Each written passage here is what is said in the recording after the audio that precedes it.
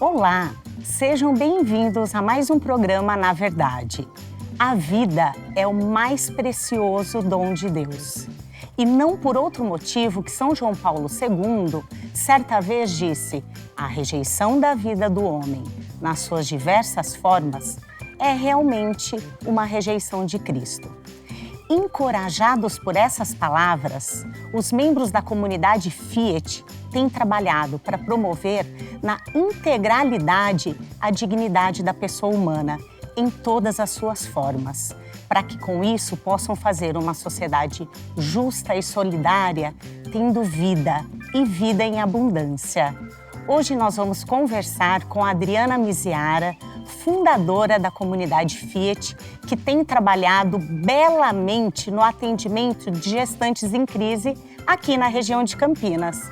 Adriana, boa noite. Muito obrigada por ter aceito o convite. Boa noite, Vivi. Eu que agradeço a oportunidade de estar aqui com vocês, né? Então, boas companhias, poder falar de um tema tão importante. É isso aí. E deixa eu dar um oizinho também para as meninas que estão aqui conosco. Isa, boa noite. Boa noite, Vivi. Boa noite, meninas. Oi, Mel. Boa noite. Um assunto que eu amo, né? Pois então... E então, Adriana, começa contando pra gente como que começou essa tua história no atendimento de gestantes em crise. Pois é, Vivi, se eu fosse contar tudo, nós teríamos uns 4 programas para poder colocar, né, tudo, para vocês conhecerem todos os detalhes. Mas, resumindo brevemente, aconteceu, né, a minha experiência, né, porque eu fui uma gestante em crise. Olha. Né? Aos meus 19 para 20 anos, eu engravidei num momento que eu não esperava, né? Nós namorávamos e aconteceu a gestação e eu me apavorei, né? Não tínhamos condição financeira, eu estava no último ano de faculdade, ansiosa para terminar, né, os estudos, iniciar a carreira de trabalho. Então, um filho naquela hora iria barrar os meus planos. Né, os planos que eu tinha traçado para a minha vida. E ali, então, houve todo uma ajuda, né, se é que a gente pode chamar de ajuda, né, de algumas amigas que queriam me encaminhar para o aborto. Então, me ofereceram dinheiro, me ofereceram um local para ficar, me ofereceram o médico, o endereço, o telefone do local que eu pudesse, era endereço, né, que eu pudesse me encaminharem para lá. E aí, então, uma delas... Semanas, desculpa, mais ou eu menos. estava de 2 meses, estava em torno de 8 semanas. E aí, então, para minha surpresa, uma delas, né, são amigas de faculdade, uma delas disse assim para mim, Dri, não faz isso, eu te ajudo. Né? Ela me estendeu a mão naquele momento de crise que eu me encontrava. Ela disse: você não está sozinha, porque os meus argumentos eram esses, né? Primeiro, o meu estudo, o meu trabalho, a minha família que não ia aceitar. Eu vivia dizendo: meu pai vai me pôr para fora de casa, né? Isso há 29 anos atrás, né? Então eu falei: ele vai me colocar para fora de casa, eu não vou ter esposo, vou ser mãe solteira, né? E Como já naquela época o acesso ao aborto, então, já era fácil dessa forma, não né? Não era tanto quanto hoje, mas era fácil. Foi só uma conversa entre amigas, chegou exatamente. Um contato, né, nas minhas mãos. E só que graças a Deus, essa outra amiga, né? Então, um grande beijo, Kátia, né? Quem sabe você vai estar nos assistindo, né? Ela salvou a vida do meu filho.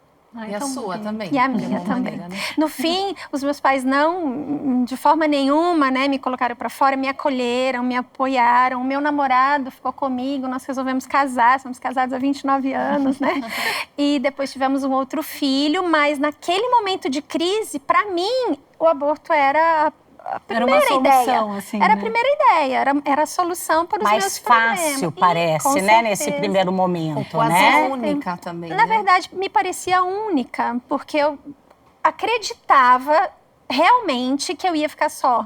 Eu acreditava nisso, não era uma possibilidade, eu acreditava naquilo, né? Que eu ia perder a possibilidade de emprego, eu ia perder os estudos, né? Que a minha vida ia acabar, ia ser uma tragédia a partir daquele dia, né? Se eu assumisse a criança. E esse apoio dela, essa fala, foi uma fala. Dri, eu te ajudo, você não está sozinha. Naquela hora eu fiz, não estou sozinha. E bastou uma pessoa, né, Adri? Uma Isso que eu fala achei de uma interessante, pessoa. porque várias Foi. te ofereceram ajuda Sim. para fazer, Sim. para tirar o neném, né? Justo. Agora bastou uma para chamar a verdade do teu coração, né? Porque no exatamente. fundo, Era o que eu queria. No fundo, a gente então. quer apoio, né? A gestante isso. em crise, ela quer apoio. Ela quer uma mão estendida, ela quer alguém que a ouça, alguém que a compreenda, alguém que apoie, alguém que acompanhe, né? Até partilhando já, uma das meninas, uma vez, das gestantes em crise que eu acompanhei, ela disse assim, mas você vai comigo no médico? Sim. O medo dela era médico. Não era nem a situação da gestação em si, ela tinha medo de ir no médico sozinha. Eu falava, não, eu vou com você, calma, eu vou com você no médico, eu te acompanho.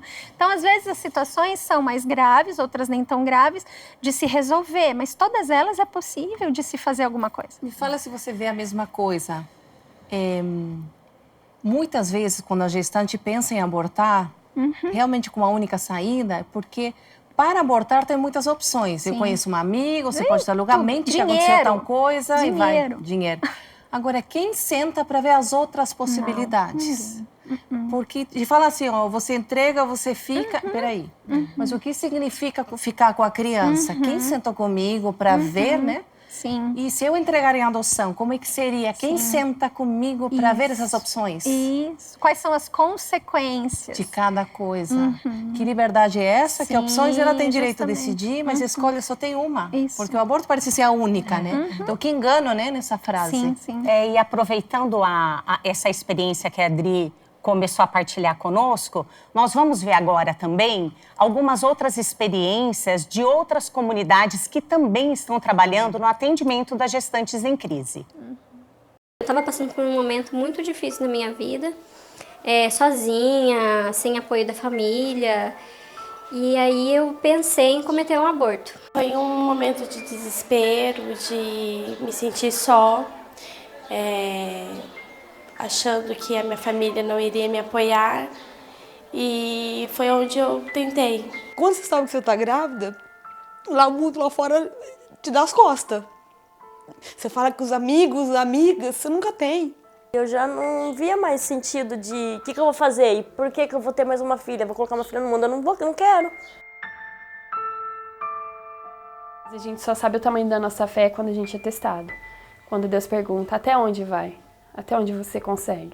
Até onde vai a sua fé? Você já parou para se fazer essa pergunta? Todas essas mulheres passaram por um grande teste de fé. Todas elas se viram desamparadas no momento em que mais precisaram, no momento de sua gestação. O aborto parecia ser a única alternativa. Eu fiquei sozinha, né? E meu ex-marido ameaçava, como até hoje, né? Tipo, ele não aceita, então ameaçava constantemente, várias situações assim, ameaçar de morte e tal. E o pai dela tinha me abandonado, eu grávida, então eu entrei em desespero, sabe? O que eu vou fazer agora? Como que eu vou ter essa criança? Aí só... eu entrei em depressão, na verdade. Quando eu soube que eu estava grávida, para mim foi um susto. Um susto. Para mim acabou meu mundo. Acabou minha vida, acabou minha curtição. Acabou tudo para mim. Como que eu ia dar notícia para minha mãe, pro meu pai? Se eles iam aceitar ou não. Aí eu fiquei aquilo na cabeça. Eu fui escondendo a gravidez. Escondi a gravidez até os 3 meses de gestação. Eu queria abortar, eu não aceitava. Eu queria tirar essa criança, eu não queria, não aceitava. O fato do meu desespero, eu tenho um casal de filhos, sou mãe solteira e foi isso que eu acabei me afastando de Deus. Descobri que estava grávida, de 3 meses de gestação. E nessa gestação, no primeiro ultrassom, eu descobri uma anencefalia. Fui e procurei uma missa de cura e libertação, onde lá eu dei um testemunho, pedi para que Deus me orientasse, para que Deus me desse uma saída. E lá eu encontrei uma pessoa que pediu meu contato e ele me apresentou pessoas maravilhosas na minha vida, que foram essenciais para que tudo desse certo, para que tudo chegasse aonde chegou. Ele me apresentou a Associação Guadalupe. E foi na Associação Guadalupe que essas mulheres finalmente encontraram amparo e receberam o carinho que tanto necessitavam. Essa associação ligada à Igreja Católica mudaria de vez a vida dessas mulheres. Lá encontrei pessoas maravilhosas que me deram a assistência que eu precisava, que fizeram de mim uma filha, assim. Me acolheram como ninguém tinha feito até então. Era tudo que eu precisava, né? Aqui me acolheram, me deram muito carinho, me deram amor, me deram muita atenção, coisas que lá fora não tinha. Aí foi conversando comigo, as meninas me acolheram, conversavam. Aquilo foi entrando na minha cabeça, aceitar a gravidez. Eles me acolheram desde o primeiro dia e foi aí que eu fui. Ainda passei muitos meses ainda com a intenção de querer tirar e foi muitas pessoas que seguraram na minha mão. Eu tive esse apoio de levar minha gravidez adiante, um apoio assim que nem a minha família me deu. Eu agradeço muito, muito as meninas, a Casa Guadalupe. Se não fosse elas, minha filha não estaria aqui hoje, nos meus braços. Hoje isso aqui é minha vida, troco tudo por ela. Hoje eu não vivo sem ela, não fico sem ela. Essa aqui é minha vida.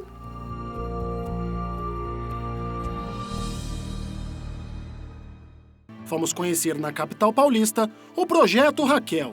E lá encontramos mulheres que infelizmente viveram esta tragédia, mas que ainda lutavam pela reconciliação com Deus. Eu encontrei uma amiga, ela me citou esse remédio, um Citotec, né, que é um remédio abortivo. Comprei clandestinamente, tomei, só que assim, eu tomei, só tive um pequeno sangramento, mas não abortou. Aí nisso eu continuei a minha gravidez. Quando foi para o neném nascer, quando completou os 9 meses, ele entrou em sofrimento fetal. E só ficou, o quê? 15 horas vivos. Eu fiquei, né, muito culpada, sentindo por que eu tinha feito aquilo. Eu lembro que depois que foi realizado o procedimento, eu já comecei a me sentir mal, né? Eu sentia mal fisicamente e emocionalmente. Era uma sensação de que, sabe, de vazio muito grande. E toda vez que eu falo sobre isso, realmente eu lembro, parece que eu tô lá na cena, parte de mim tinha ido embora. A mulher, quando aborta, ela deixa um vazio, um vácuo no seu coração que é tremendo. E eu estou falando particularmente da mulher que é católica, aqui, que quer viver como filha de Deus. No momento em que ela se encontra com a misericórdia de Deus, que ela é capaz de se permitir ser atingida pela misericórdia de Deus e vive um arrependimento profundo do que fez, Deus está pronto para restaurar a vida desta filha, se ela estiver arrependida. Não há pecado que não possa ser perdoado. E depois, quando procura a confissão, faz o caminho, a jornada mais bela que pode existir. O que nós temos de experiência com mulheres que abortaram e que viveram uma conversão pessoal, que são vidas assim restauradas. E é muito lindo. Uma pessoa que está arrependida do pecado que cometeu, ela vai buscar viver de uma forma diferente daquele pecado. E se isso tange o aborto, o reflexo e a consequência mais imediata do arrependimento e do perdão que vem pelo sacramento da confissão é o seu incondicional comprometimento com a vida. Retomar a vida, se perdoar, entregar nas mãos de Deus, porque depois da tempestade há sempre de vir a bonança. Deus esteve presente comigo em todo momento. Até porque meu neném vai nascer terça-feira agora. Hoje, Deus me escolheu mais uma vez e me mandou mais um anjo. Eu tô grávida novamente, ainda de 3 meses. Não sei como está, mas acredito que vai ser outra história, uma nova etapa, né? Mas, se precisar, eu já falei pra ele que eu tô aqui de novo.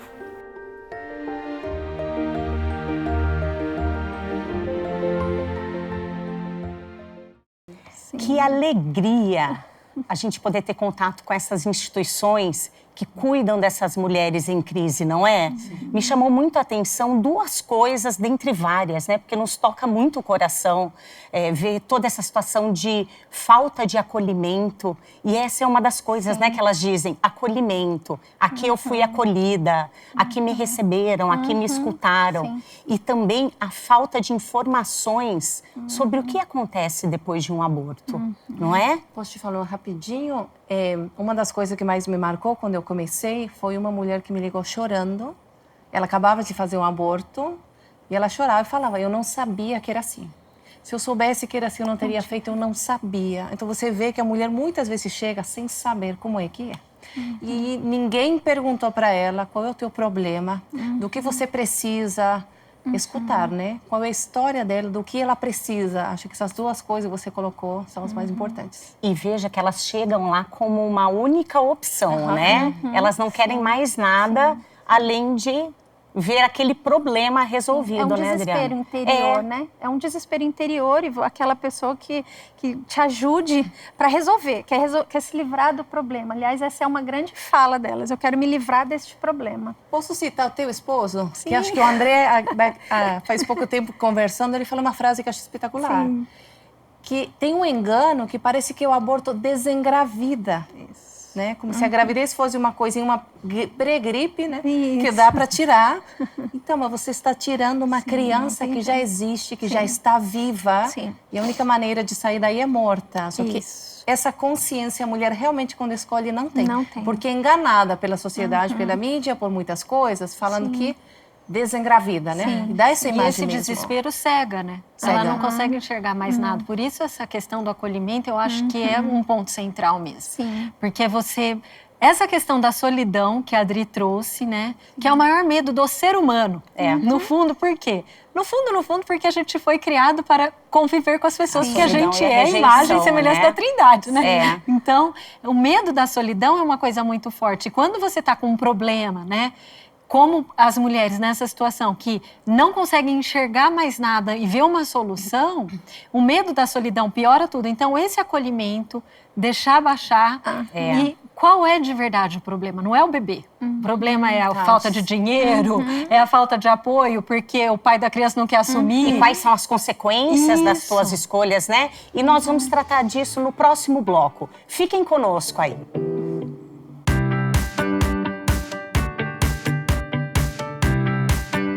Eu acho, né, que lutar em favor da vida é o único caminho para uma paz verdadeira.